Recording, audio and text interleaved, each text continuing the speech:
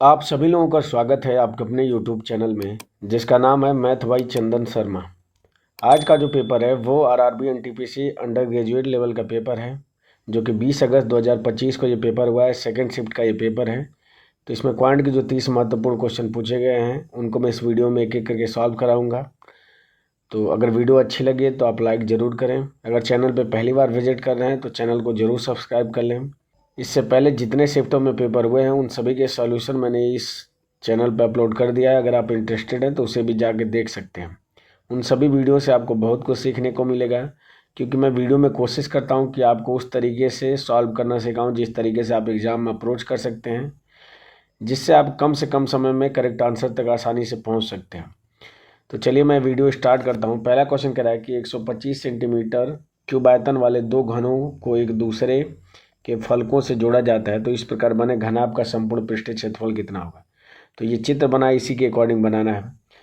तो जो घन है उसका आयतन कितना है, तो 125 सेंटीमीटर क्यूब है। तो यहाँ से साइड क्या हो जाएगी, तो इसका क्यूब रूट लेंगे तो 5 क्या हो जाएगी, साइड हो जाएगी। तो यहाँ से लेंथ क्या निकल के आ जाएगी, तो 2x यानी कि 10 हो जाएगी। बी यानी चौड़ाई कितनी हो जाएगी, तो 5 हो जाएगी। और ऊंचाई कितनी हो जाएगी, तो ये भी 5 हो जाएगी। संपूर्ण पृष्ठीय क्षेत्रफल कितना हो जाएगा, तो 2 ब्रैकेट में L B plus B H और प्लस कितना हो जाएगा, एल एच हो जाएगा। बस इसको सॉल्व कर लीजिए। तो 2 इंटू 10 में 5 का गुणा करेंगे तो ये हो जाएगा 50। 5 में 5 का गुणा करेंगे तो 25 हो जाएगा। और इस 10 में 5 का गुणा करेंगे तो ये भी 50 हो जाएगा। तो 50 50 100 और 25 कितना हो जाएगा, 125 हो जाएगा। गुणा कर देंगे इसका 2 में तो कितना आंसर हो जाएगा, तो 250 सेंटीमीटर स्क्वायर इसका क्या हो जाएगा, संपूर्ण पृष्ठीय क्षेत्रफल हो जाएगा। बढ़ते हैं अगले क्वेश्चन में।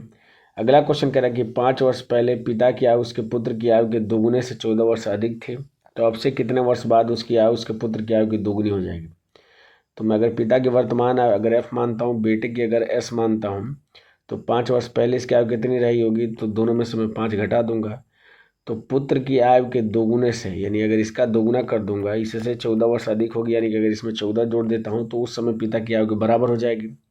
यहाँ से अगर मैं सॉल्व करूँ तो एफ बराबर कितना हो जाएगा, तो ये हो जाएगा 2s हो जाएगा। 5 दुना के 10 हो जाएगा माइनस का, 14 में से घटाऊंगा तो कितना हो जाएगा, प्लस का 4 हो जाएगा।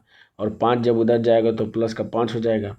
तो यहाँ से इक्वेशन क्या बनेगा, तो एफ बराबर हो जाएगा 2s प्लस 5 और 4 9 हो जाएगा।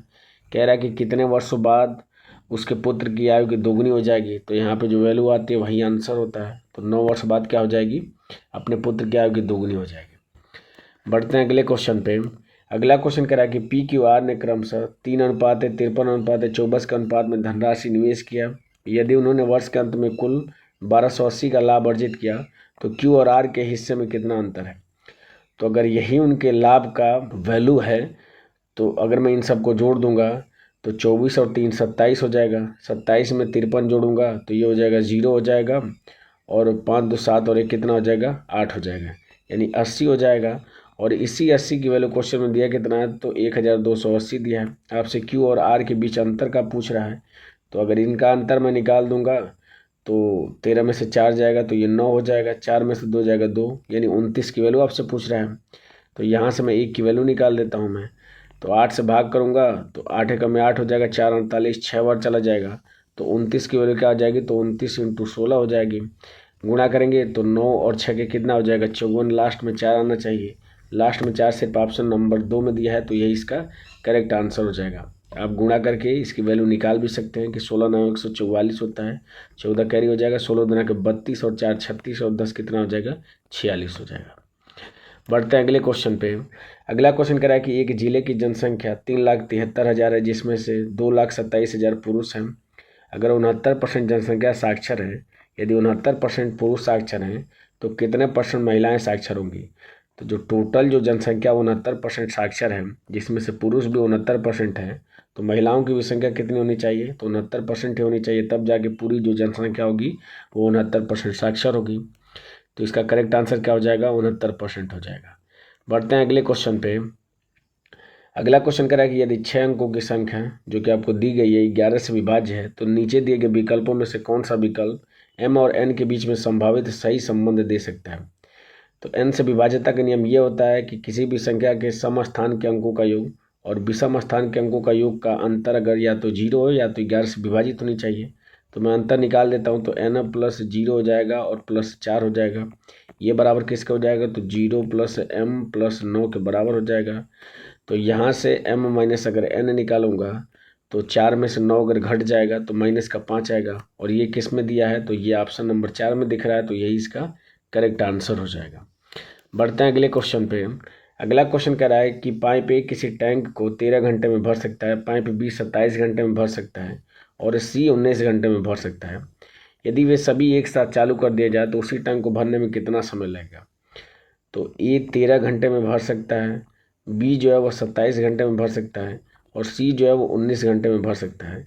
तो इन तीनों का एलसीएम लूँगा तो ये तीनों को प्राइम नंबर है, तो इनका एलसीएम क्या हो जाएगा? सीधे सीधे इनका गुणनफल हो जाएगा। तो 27 इंटू 13 इंटू 19 हो जाएगा। तो यहाँ से ए की इफिशेंसी क्या हो जाएगी?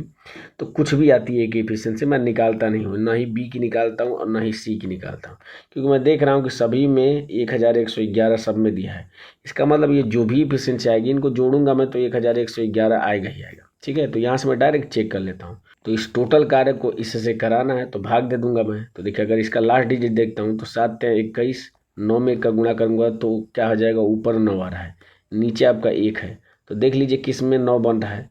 तो 5 में 1 का गुणा करूंगा तो 5 और 3 8, ये आपका 9 नहीं दे रहा है तो ये आंसर नहीं होगा। 4 में 4 और 3 7, ये भी 9 नहीं दे रहा है तो ये भी आंसर नहीं होगा। 7 में 7 और 3 10, ये भी 9 नहीं दे रहा है तो ये भी आंसर नहीं होगा। 6 में 6 और 3 9, बिल्कुल इसमें 9 आ रहा है तो यही इसका क्या हो जाएगा? करेक्ट आंसर हो जाएगा।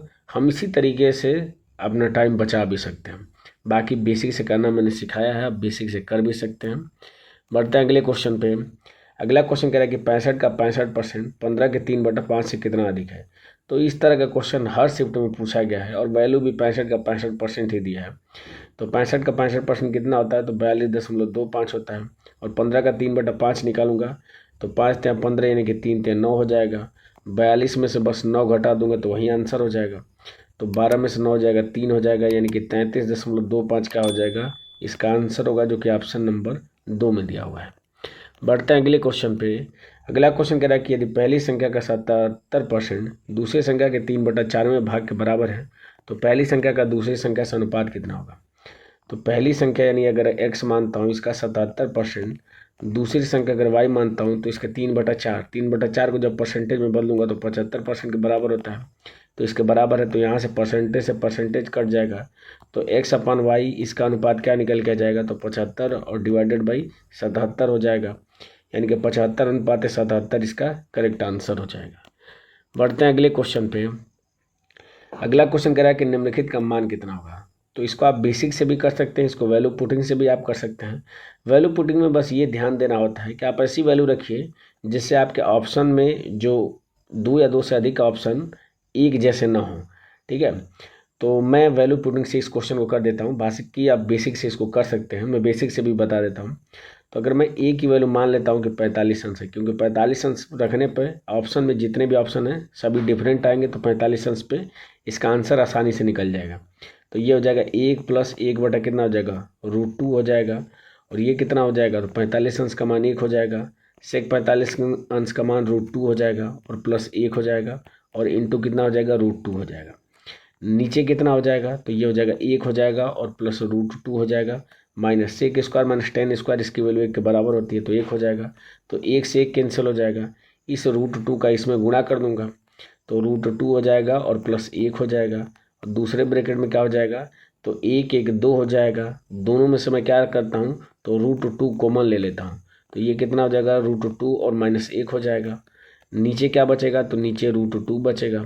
तो √2 से √2 कैंसिल हो जाएगा। इसका इसमें गुणा करूंगा तो a² - b² हो जाएगा। तो √2 का स्क्वायर करूंगा तो 2 - 1, यानी कि इस तरीके से इसका आंसर क्या आएगा? 1 आएगा। और एक ऑप्शन नंबर 2 में दिख रहा है तो यही इसका करेक्ट आंसर हो जाएगा। क्योंकि सेक 45 अंश का मान √2 हो जाएगा तो ये नहीं होगा। साइन 45 अंश का मान 1/2 हो जाएगा और इधर 0 है, तो तीनों ऑप्शन क्या है? इससे अलग हैं, तो इसका करेक्ट आंसर क्या हो जाएगा? ऑप्शन नंबर 2 हो जाएगा। आप इसको बेसिक से भी कर सकते हैं। इस सेक का आप क्या करिएगा? इसमें गुणा कर दीजिएगा, फिर जो भी वैल्यू आएगी उसका इसमें गुणा कर दीजिएगा और वो वाली वैल्यू इस नीचे वाली वैल्यू के बराबर आ जाएगी। तो ऊपर वाली वैल्यू नीचे वाली वैल्यू से कैंसिल हो जाएगी, तो उस तरीके से भी आपका आंसर एक ही आएगा। आप कर भी सकते हैं। बढ़ते हैं अगले क्वेश्चन पे। अगला क्वेश्चन कह रहा है कि एक व्यक्ति कानपुर से लखनऊ 36 किलोमीटर प्रति घंटे की चाल से जाता है और उसी मार्ग से 45 किलोमीटर प्रति घंटे की चाल से कानपुर से वापस आता है, तो संपूर्ण यात्रा में उसकी औसत चाल कितनी होगी। तो औसत चाल बराबर होता है 2xy divided by x plus y होता है। अगर x और y क्रमशः आने और जाने की स्पीड है तो देखिए 2 इंटू 36 इंटू 45 हो जाएगा, डिवाइडेड बाई कितना हो जाएगा, तो 36 में 45 जोड़ूंगा तो 6 5 11 हो जाएगा, 4 3 7 और 1 8 हो जाएगा। तो 9 से कट कर लेता हूँ तो 9 बार चला जाएगा, 9 चौको 36 हो जाएगा, 9 पचे 45 हो जाएगा, 5 चौको 20 दूना के कितना हो जाएगा 40 किलोमीटर प्रति घंटा उसकी एवरेज स्पीड हो जाएगी, जो कि ऑप्शन नंबर 2 में दिया हुआ है।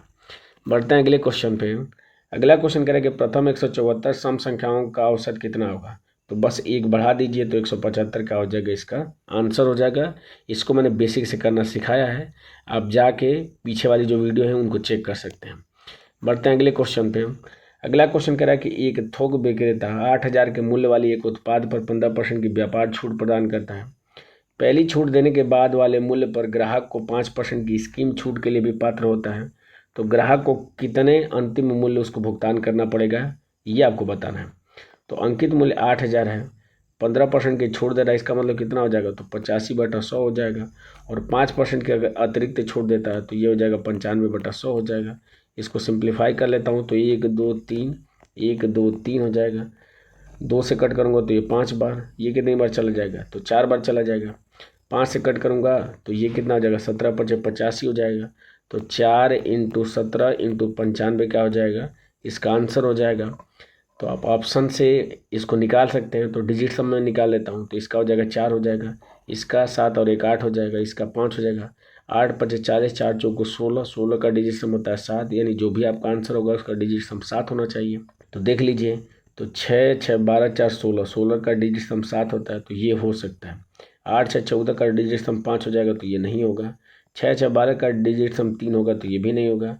4 4 8, 8 और 6 14, 14 का डिजिट सम 5 होगा तो ये भी नहीं होगा। तो इस तरीके से पहला वाला ऑप्शन ही क्या हो जाएगा, इसका करेक्ट आंसर हो जाएगा। आप यहाँ पे गुणा करके भी इसका आंसर निकाल सकते थे। बढ़ते हैं अगले क्वेश्चन पे। अगला क्वेश्चन कह रहा है कि संख्या आपको ये दी गई है, कह रहा है निम्नलिखित में से किससे विभाज्य है। इसके लास्ट में 7 है तो इसका मतलब 2 या 2 के फैक्टर जो है उनसे विभाजित नहीं होगी। तो 64 इसका आंसर नहीं होगा, 52 इसका आंसर नहीं होगा, क्योंकि दोनों में 2 है। अब इस 69 में एक फैक्टर 3 है, तो मैं चेक कर लेता हूँ कि जो संख्या वो 3 से विभाजित हो रही कि नहीं। अगर 3 से नहीं विभाजित होगी तो ये 69 से भी विभाजित नहीं होगी। तो देखिए 8 और 16 8 3 24, यहाँ तक तो 3 से विभाजित हो जा रही है। 9 भी 3 से कट जाएगा, ये भी 9 3 से कट जाएगा, 7 बच जा रहा है तो ये 3 से नहीं कटेगा, तो 69 से भी नहीं कटेगा। तो इस तरीके से एक ही ऑप्शन आपका बच रहा है, यही इसका करेक्ट आंसर हो जाएगा। बढ़ते हैं अगले क्वेश्चन पे। अगला क्वेश्चन कह रहा है कि एक वेंडर 65% की हानि पर गेहूं बेचने का दावा करता है, लेकिन वह बताए गए वजन से 70% कम वजन का उपयोग करके बेईमानी करता है। उसका वास्तविक लाभ प्रतिशत में कितना होगा, ये आपको बताना है।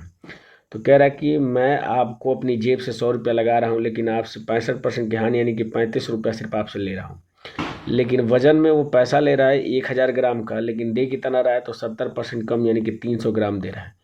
तो क्या हो जाएगा, इधर वाला CP हो जाएगा, इधर वाला SP हो जाएगा।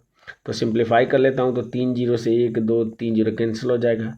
तो 10 में 3 का गुणा करूँगा तो 30, यानी कि 30 रुपये का सामान ला के 35 रुपये में बेच रहा है। तो 5 रुपये का उसको लाभ हो रहा है 30 पे, तो 100 पे आपको पूछ रहा है। तो ये कितना हो जाएगा, तो 0 से 0 कैंसिल हो जाएगा, ऊपर हो जाएगा 50, नीचे हुआ 3, भाग देंगे तो 16 3 48, यानी कि 16.67 क्या हो जाएगा % में लाभ हो जाएगा, जो कि ऑप्शन नंबर 1 में दिया हुआ है। बढ़ते हैं अगले क्वेश्चन पे। अगला क्वेश्चन कह रहा है कि संख्याएं 2.1 और 0.68 का लघुत्तम समापवर्त क्या हो जाएगा। तो चूंकि मिनिमम जो दशमलव है वो एक स्थान पे है, तो जो भी आपका आंसर होगा उसमें 0.1 स्थान पे होगा, इसमें 0.3 स्थान पे, इसमें 2 स्थान पे, इसमें तो दशमलव है ही नहीं। तो इसका करेक्ट आंसर क्या हो जाएगा, पहला वाला हो जाएगा, क्योंकि इसमें 0.1 स्थान पे है। इसको मैंने बेसिक से करना सिखाया है। अगर आप इस सीरीज को रेगुलरली फॉलो करेंगे तो आप इस तरह के क्वेश्चन को आप समझ रहे होंगे कि मैं किस तरीके से सॉल्व कर रहा हूँ। बढ़ते हैं अगले क्वेश्चन पे। अगला क्वेश्चन कह रहा है कि 3 फरवरी 2024 को जमा की गई और 4 अप्रैल 2024 को निकाली गई 4000 की राशि पर 7.5% वार्षिक ब्याज दर से साधारण ब्याज कितना होगा। तो राशि आपकी 4000 है, रेट कितना है, तो 7.5% वार्षिक है, और समय कितना है, तो 3 फरवरी 2024, 2024 लीप ईयर हो जाएगा, तो फरवरी 29 को जाएगी, तो 3 इधर का हो गया, तो 26 बचा होगा। 31 का मार्च हो जाएगा, अप्रैल में 4 दिन है, जोड़ेंगे तो कितना हो जाएगा, तो 6 4 10 1 11 3 2 5 1 6 61 हो जाएगा। तो 61 दिन का आपको ब्याज निकालना है। टोटल नंबर ऑफ डेज क्या हो जाएंगे पूरे साल में, तो 366 हो जाएंगे, क्योंकि लीप ईयर है। और 100 से मैं क्या कर दूंगा, भाग दे दूंगा। तो सॉल्व करूंगा तो देखिए 1 2 0 ये कैंसिल हो जाएगा, ये 6 बार चला जाएगा। 3 से कट कर लेता हूँ तो 3 दूना के 6 हो जाएगा, और 2.5 ही हो जाएगा। 2 से कट कर लूँगा तो ये 20 बार चला जाएगा। 20 में 2.5 का गुणा करूँगा तो 50 रुपये का हो जाएगा, इसका साधारण ब्याज हो जाएगा। बढ़ते हैं अगले क्वेश्चन पे। अगला क्वेश्चन कह रहा है कि एक घन का आयतन 1728 सेंटीमीटर क्यूब है, तो इसका कुल पृष्ठीय क्षेत्रफल कितना होगा। तो यहाँ से घन की भुजा क्या निकल के आ जाएगी, तो 1728 12 का क्यूब होता है तो 12 हो जाएगा। कुल पृष्ठीय क्षेत्रफल घन का होता है 6a² होता है, तो वैल्यू रख दूंगा मैं, तो 6 इंटू 12 का स्क्वायर हो जाएगा 144 हो जाएगा। गुणा कर लेता हूँ तो 6 चौको 24 हो जाएगा, 6 चौको 24 और 2 कितना हो जाएगा 26 हो जाएगा, और 2 हो जाएगा, 6 कम 6 और 2 8 हो जाएगा, यानी कि 864 क्या हो जाएगा, इसका कुल पृष्ठीय क्षेत्रफल हो जाएगा, जो कि ऑप्शन नंबर 1 में दिया हुआ है। बढ़ते हैं अगले क्वेश्चन पे। अगला क्वेश्चन कह रहा है कि एम और एन ने एक व्यवसाय शुरू किया। एम ने 5 महीने के लिए एन से 69,000 अधिक निवेश किया। तो अगर एन ने एन निवेश किया तो एम ने कितना निवेश किया, तो इससे 69,000 अधिक ये निवेश किया है। ठीक है, ये कितने वर्ष के लिए निवेश करता है, तो ये 5 वर्ष के लिए निवेश करता है। और एन कितने वर्ष के लिए, तो 3 वर्ष के लिए निवेश करता है। कह रहा है कि 2160 के कुल लाभ में एम का हिस्सा एन के हिस्से से 720 अधिक है, तो एम द्वारा निवेशित पूंजी कितना होगी। तो यहाँ से इनका क्या निकाल दूंगा, अनुपात निकाल दूंगा, तो ये कितना हो जाएगा, तो 5n हो जाएगा, और प्लस 5 इंटू कितना हो जाएगा, तो 69,000 हो जाएगा। इस तरह के भी क्वेश्चन मैंने बहुत अच्छे से कराए हैं। तो ये कितना हो जाएगा, 3n हो जाएगा। तो इन दोनों को जोड़ लेता हूँ मैं, तो 5 और 3 8n हो जाएगा, और प्लस कितना हो जाएगा, तो ये 5 इंटू 69,000 हो जाएगा। ठीक है, डिवाइडेड बाई इनमें से इसको घटा देता हूँ, तो इसमें से इसको घटाता हूँ, तो 5 में से 3n घट जाएगा तो 2n हो जाएगा, और प्लस कितना हो जाएगा, तो 5 इंटू 69,000 हो जाएगा। ये बराबर किसका हो जाएगा, तो टोटल लाभ कितना हो जाएगा, तो 2160 डिवाइडेड बाई अंतर कितना है, तो 720 का है। तो बस इसको सॉल्व कर लूँगा मैं, तो ये देखिए 0 से 0 कैंसिल हो जाएगा। ये इसका 3 गुना है, तब इसका इधर तिर्यक गुणा कर दीजिए, इसको बटा 1 लिख देते हैं। तो 3 का अगर मैं गुणा करूँगा तो देखिए 3 में 2n का गुणा करूँगा तो 6n हो जाएगा। यहाँ पे 8n है, घट जाएगा तो 2n हो जाएगा। इसकी वैल्यू किसके बराबर हो जाएगी, तो 3 इंटू इतना और 1 इंटू इतना, तो 3 में से 1 घट जाएगा, तो ये हो जाएगा 2 इंटू 5 और इंटू 69,000 हो जाएगा। ठीक है, बस इसको सॉल्व कर दीजिए, तो देखिए 2 से 2 कैंसिल हो जाएगा, तो यहाँ से n की वैल्यू आ जाएगी 5 इंटू 69,000 आएगी। ठीक है, और इसमें कितना जोड़ दूंगा मैं, तो चूंकि m का हिस्सा पूछ रहा है तो 69,000 जोड़ दूंगा। तो चूंकि इसमें भी 3 जीरो है और इसमें भी 3 जीरो है, गुणा करेंगे जब 5 से 2, तो जो भी आपका आंसर होगा उसमें लास्ट में 3 जीरो होगा। और देखूँ अगर ध्यान से तो लास्ट में 3 जीरो सिर्फ ऑप्शन नंबर 1 में दिख रहा है, तो यही इसका करेक्ट आंसर हो जाएगा। आप क्या करेंगे कि यहाँ से जो n की वैल्यू आएगी उसको आप 69,000 में जोड़ देंगे, तो यही एग्जैक्ट वैल्यू आ जाएगी। बढ़ते हैं अगले क्वेश्चन पे।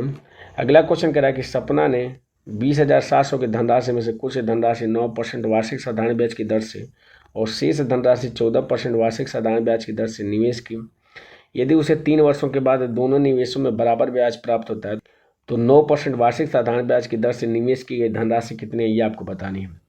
तो अगर 9% के हिसाब से उसने x रुपया निवेश किया, और अगर 14% के हिसाब से उसने y रुपया इन्वेस्ट किया, ठीक है, तो चूंकि समय जो है वो बराबर है और ब्याज भी क्या है, बराबर है, तो जिस रेट में इन्होंने पैसा इन्वेस्ट किया बस उसी का अपोजिट क्या हो जाएगा, इनके धनराशि का अनुपात हो जाएगा। तो यहाँ से x की वैल्यू क्या हो जाएगी, 14 हो जाएगी, और y की वैल्यू क्या हो जाएगी, 9 हो जाएगी। तो अगर इन दोनों को जोड़ दूंगा मैं, तो 14 और 9 कितना हो जाएगा, तो 23 हो जाएगा। इसे 23 की वैल्यू आपको क्वेश्चन में दिया कितना है, तो 20,700 दिया है। आपसे वैल्यू किसकी पूछ रहा है, तो 9% पे इन्वेस्ट जो धनराशि उसको पूछ रहा है। तो 9% पे x नहीं इन्वेस्ट किया गया है और इसकी धनराशि कितनी है, तो 14 है। तो 14 की वैल्यू आपको बतानी है। तो यहाँ से 1 की वैल्यू कितनी हो जाएगी, तो 20,700 डिवाइडेड बाई 23 हो जाएगा। तो 14 की वैल्यू निकालने के लिए मैं क्या करूँगा, दोनों तरफ 14 से गुणा कर दूँगा। तो ये कितनी बार चला जाएगा, तो 9 × 27 9 बार चला जाएगा। तो ये हो जाएगा 900 हो जाएगा, और 14 में 900 का गुणा करेंगे तो लास्ट में 2 जीरो आएगा। लास्ट में 2 जीरो सिर्फ ऑप्शन नंबर 3 में दिख रहा है, तो यही इसका करेक्ट आंसर हो जाएगा। आप गुणा भी कर सकते हैं, तो 14 9 126 होता है और 2 जीरो इसके साथ हो जाएगा, तो 12,600 इसका एग्जैक्ट आंसर हो जाएगा। बढ़ते हैं अगले क्वेश्चन पे। अगला क्वेश्चन कह रहा है कि एक परिवार के 5 सदस्यों का औसत वजन किलोग्राम में कितना होगा, जिसके सदस्यों का वजन 40, 49, 56, 76 और 36 है। तो इन पाँचों को जोड़ के 5 से भाग कर दीजिए। तो इन पाँचों को जोड़ूंगा मैं, तो देखिए 6, 6 12, 6 3 18, 18 और 9 कितना हो जाएगा, तो 9 और 17 यानी कि 7 हो जाएगा, 2 कैरी हो जाएगा, 4 2 6 4 10 हो जाएगा, 5 15 हो जाएगा, 15 और 7 22, 22 और 3 कितना हो जाएगा, 25 हो जाएगा। 5 से भाग कर दूंगा तो 5 5 25 हो जाएगा, 5 एकम में 5 हो जाएगा, 2 20 हो जाएगा, 5 चौको 20 यानी कि 51.4 क्या हो जाएगा, इनका औसत हो जाएगा। बढ़ते हैं अगले क्वेश्चन पे। ये क्वेश्चन कह रहा है कि 52 किलोमीटर की दूरी तय करने में प्रणय को अमन से 7 घंटे अधिक लगते हैं। यदि प्रणय अपनी चाल दोगुनी कर देता है तो उसे अमन से 6 घंटे कम लगते हैं। तो प्रणय की चाल कितनी होगी? तो अगर पहले प्रणय की चाल अगर 1 थी तो दोगुनी करने के बाद कितना हो जाएगा, 2 हो जाएगा। तो चूंकि दूरी फिक्स है, तो अगर इसकी स्पीड का रेशियो 1:2 है तो टाइम का रेशियो कितना हो जाएगा, तो बस इसी का उल्टा हो जाएगा। यानी कि पहले अगर उसको 2 समय लग रहा था तो अब 1 समय लगेगा। तो समय में अंतर कितने का हो जाएगा, तो 1 का हो जाएगा। लेकिन क्वेश्चन में इसी 1 की वैल्यू क्या दिया है, तो 7 घंटे अधिक लगते थे, 6 घंटे कम, यानी कि 13 घंटे के बराबर हो जाएगा। तो यहाँ से 2 की वैल्यू अगर मैं निकाल दूंगा तो कितना हो जाएगा, तो 13 दूना के 26 घंटे हो जाएगा। आपसे पूछ कह रहा है कि प्रणय की चाल, तो 26 घंटे में अगर वो 52 किलोमीटर की दूरी तय कर रहा है तो उसकी स्पीड क्या हो जानी चाहिए, तो 26 दूना के 52 यानी कि 2 किलोमीटर प्रति घंटा क्या हो जाएगी, उसकी स्पीड हो जाएगी, जो कि ऑप्शन नंबर 1 में दिया हुआ है। बढ़ते हैं अगले क्वेश्चन पे। अगला क्वेश्चन कह रहा है कि एक दुकानदार ने एक वस्तु 576 में खरीदी, उस पर 4% की छूट देने के बाद से 15% का लाभ अर्जित करने के लिए उसे वस्तु का अंकित मूल्य कितना रखना चाहिए। तो यहाँ से मैं बता चुका हूँ कि एमपी और सीपी का एक रेशियो होता है कि जितने परसेंट का लाभ होता है उसको 100 में जोड़ दीजिए। तो 15% का लाभ होता है तो 100 में जोड़ेंगे तो 115 हो जाएगा, और जितने की छूट दी जाती है उसको 100 में से घटा देते हैं, तो 100 में से 4 घटाएंगे तो 96 हो जाएगा।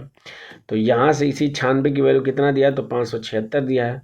तो यहाँ से एमपी इसकी वैल्यू आपसे पूछ रहा है, तो ये इसका कितने गुना है, तो अगर मैं देखूँ तो 9 6 के 54 यानी कि ये इसका 6 गुना है। तो 111 की वैल्यू भी क्या हो जाएगी, इसका 6 गुना हो जाएगी। तो 15 6 का 90 हो जाएगा और ये 6 हो जाएगा, यानी कि 690 क्या हो जाएगा, उसका एमपी हो जाएगा, जो कि ऑप्शन नंबर 1 में दिया हुआ है। बढ़ते हैं अगले क्वेश्चन पे। अगला क्वेश्चन कह रहा है कि मोहन ने 150 दर्जन की दर से कुछ पेन खरीदे, जिसे 16 रुपये प्रति पेन की दर से उन्हें बेच दिया। तो 12 वस्तु की कीमत क्या है, 150 रुपये उसने अपने पॉकेट से लगाया और 16 रुपये प्रति पेन के हिसाब से उसने बेच दिया। तो एक पेन 16 में बेच रहा है, तो 12 पेन कितने में बेचा होगा, तो 16 दूना के 32 हो जाएगा, 16 और 3 192 हो जाएगा। तो 150 का खरीद के ला के 192 में बेच रहा है, तो कितने का फ़ायदा हो रहा है, उसको 42 रुपये का फ़ायदा हो रहा है। कितने पे, 150 पे। प्रतिशत लाभ पूछ रहा है तो 100 से गुणा कर दूंगा, तो 50 दूना के 100 हो जाएगा, 3 बार ये चला जाएगा, 3 से कट करूँगा तो 1 हो जाएगा, 3 चौको 12 हो जाएगा, 14 में 2 का गुणा करूँगा तो 28% का क्या हो जाएगा, उसको लाभ प्राप्त होगा। बढ़ते हैं अगले क्वेश्चन पे। अगला क्वेश्चन कह रहा है कि दो संख्याओं का महत्तम समापवर्त और लघुत्तम समापवर्त क्रमशः 5 और 3190 है। यदि इनमें से एक संख्या 110 है तो दूसरी संख्या कितनी होगी। तो पहली संख्या जो कि 110 दिया है, दूसरी संख्या जो कि निकालना है, बराबर किसके होता है, तो HCF इंटू LCM। तो बस मैं क्या करूँगा, इसको सॉल्व करके दूसरी वैल्यू निकाल दूंगा। तो 0 से 0 कैंसिल हो जाएगा, 11 से कट करूँगा तो 11 दूना के 22 हो जाएगा, 9 99, 11 9 99 हो जाएगा। तो दूसरी वैल्यू यहाँ से क्या निकल के आ जाएगी, तो 5 9 45 हो जाएगा, 4 हो जाएगा, 5 दूना के 10 और 4 कितना हो जाएगा, 14। तो 145 क्या हो जाएगा, दूसरी संख्या हो जाएगी, जो कि ऑप्शन नंबर 1 में दिया हुआ है। बढ़ते हैं अगले क्वेश्चन पे। अगला क्वेश्चन कह रहा है, सिंप्लीफिकेशन का क्वेश्चन कह रहा है कि इसका मान कितना होगा। तो सबसे पहले स्मॉल ब्रैकेट को सॉल्व करते हैं। तो 2 में से 3 अगर घटाऊंगा तो माइनस का 1 हो जाएगा, 7 में गुणा करूंगा तो माइनस का 7 हो जाएगा, 17 में -7 जोड़ दूंगा तो ये हो जाएगा 10 हो जाएगा, और 290 में अगर मैं 10 से भाग दे देता हूँ तो आंसर क्या हो जाएगा, 29 हो जाएगा, जो कि ऑप्शन नंबर 2 में दिया हुआ है। बढ़ते हैं अगले क्वेश्चन पे। अगला क्वेश्चन कह रहा है कि 2 पाइप एक टंकी को अलग अलग क्रमशः 70 मिनट और 30 मिनट में भर सकते हैं। टंकी को खाली करने के लिए उसके तल में एक पाइप लगा है। यदि तीनों पाइप एक साथ खोल दिए जाते हैं तो खाली टंकी को 28 मिनट में भर दिया जाएगा। यदि कोई अन्य पाइप नहीं खुला हो तो टंकी के तल पर लगा पाइप पूरी तरीके से भरी हुई टंकी को कितने समय में खाली करेगा। तो सॉल्व कर लीजिए। तो 70 मिनट में पहला भर दे रहा है, दूसरा 30 मिनट में भर दे रहा है, और अगर तीनों को खोल दिया जाता है तो 28 मिनट लगता है। तो यहाँ से इन कैल्शियम कितना हो जाएगा, तो 7 × 4 हो जाएगा, 28 हो जाएगा। इस 30 में एक 5 दिख रहा है, और ये 5 यानी कि 3 भी दिख रहा है। तो यही क्या हो जाएगा, इन कैल्शियम हो जाएगा। 70 से अगर मैं भाग करूँ तो कितनी बार चला जाएगा, तो 3 दूना के 6 हो जाएगा, यानी कि 6 बार चला जाएगा। 30 से भाग करूँगा तो कितनी बार चला जाएगा, तो 7 दूना के 14 बार चला जाएगा। और अगर 28 से भाग करूँगा तो 7 चौक 28 यानी कि 15 बार चला जाएगा। तो यहाँ से पहले वाले की एफिशिएंसी कितनी हो जाएगी, 6, दूसरे की कितनी हो जाएगी, 14 हो जाएगी। तो दोनों की एक साथ कितनी हो जाएगी, 20 हो जाएगी। इस 15 में से अगर मैं 20 घटा दूंगा तो माइनस का 5 क्या हो जाएगा, जो पानी को बाहर निकाल रहा है उसकी एफिशिएंसी हो जाएगी। तो पूरी क्षमता टंकी की ये है, और इसको इस 5 के हिसाब से खाली करने में कितना समय लगेगा, तो बस 5 से भाग कर दूंगा, तो 5 से 5 कैंसिल हो जाएगा। करते हैं 12, 12 7 84 मिनट क्या लगेगा इसको खाली करने में लगेगा, जो कि ऑप्शन नंबर 3 में दिया हुआ है। बढ़ते हैं अगले क्वेश्चन पे।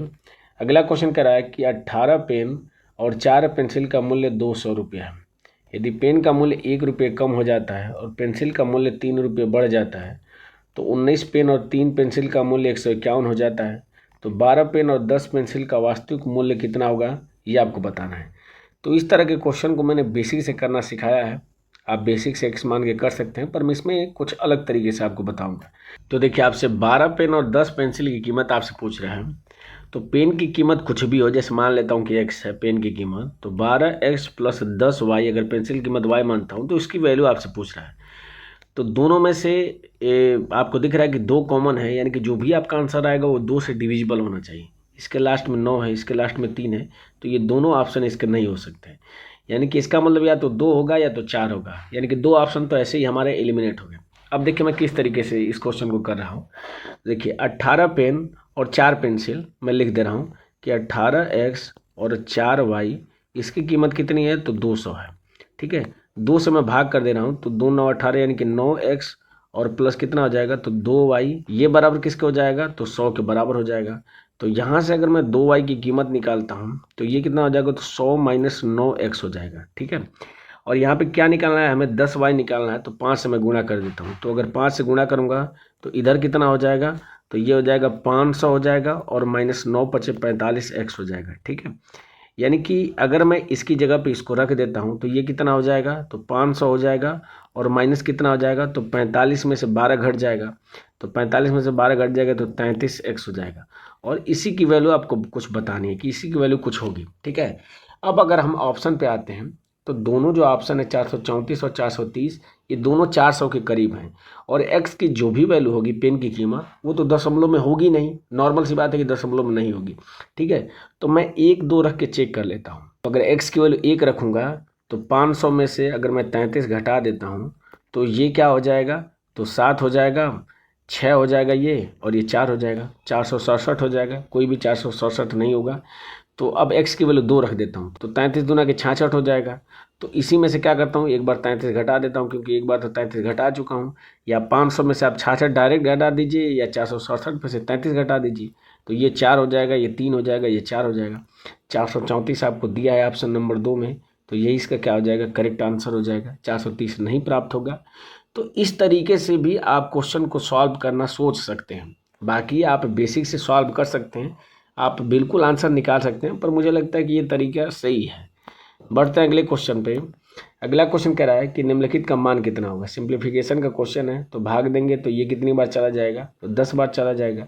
तो ये हो जाएगा -9 हो जाएगा, -10 हो जाएगा। 8 में 4 का गुणा करेंगे तो -32 हो जाएगा। तो जोड़ दूंगा मैं, तो ये हो जाएगा -42 हो जाएगा। 42 में 9 जोड़ूंगा तो -51 क्या हो जाएगा, इसका करेक्ट आंसर हो जाएगा। बढ़ते हैं अगले क्वेश्चन पे। अगला क्वेश्चन कह रहा है कि ABCD एक समलम्ब है जिसमें से BC AD के समांतर है और AC = CD दिया है। यदि कोण ABC 40 अंश है, कोण BAC 120 अंश है, तो कोण ACD की माप कितनी होगी।